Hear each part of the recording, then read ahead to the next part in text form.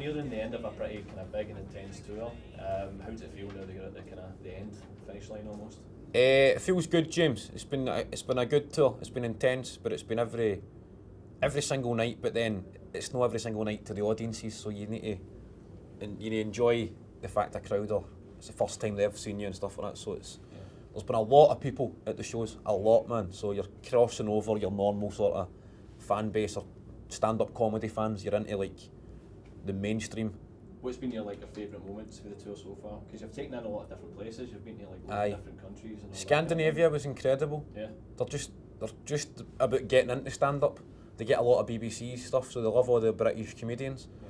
But they're so respectful. They love like the fact they're in a theatre, but the guy on the stage might actually just talk to you, or he might go off the script, or he might. So they like the interaction as well as. I'm surprised if you focus on them. They just love the guy. It's just a guy talking, and it's funny.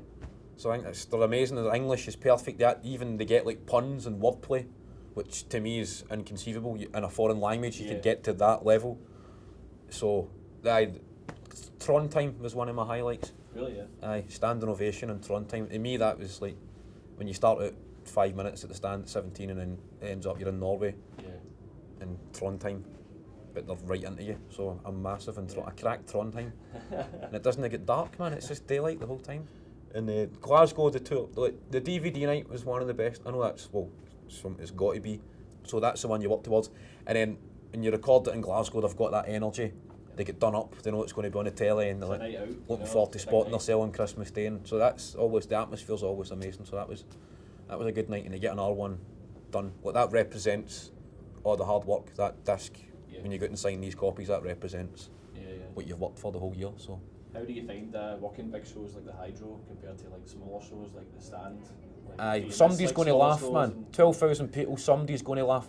Yeah. The Stand's not get the same sort of guarantees, but it brings something else in you when you walk on stage in front of 12,000 people. It brings an extra, like you need to actually perform, no rather than just the Stand. Sometimes you can run the risk. No, the risk. It's just different gigs, but you just start talking. You'll be leaning on the mic stand, you're leaning back, you get too comfortable. But in a way, some people prefer their stand-up like that. And it's two totally different things. A club gig and an arena gig, obviously, but sometimes in the arenas you get that extra spark. When you feel 12,000 people laughing, it is like, whoa, this is rock and roll. But you can't afford to go and, you need to enjoy it, because immediately as soon as they start clapping the joke, that's your way to right, you need to think of where we're going next, the next shot. It's like doing a 1-4-7 in snooker. You're trying to think 3 or 4 shots ahead. And you've been doing stand-up for quite a while, and you started quite a young age. What was who was your inspiration, like your comedians that you looked up to? I never watched much stand-up before I started. No? I never get into it trying to be a stand-up. I get into it because being sort of funny had always just got me on bother with teachers or the police. Just like I was just daft, and I thought I'll go and try this in a sort of more professional capacity and see how it goes.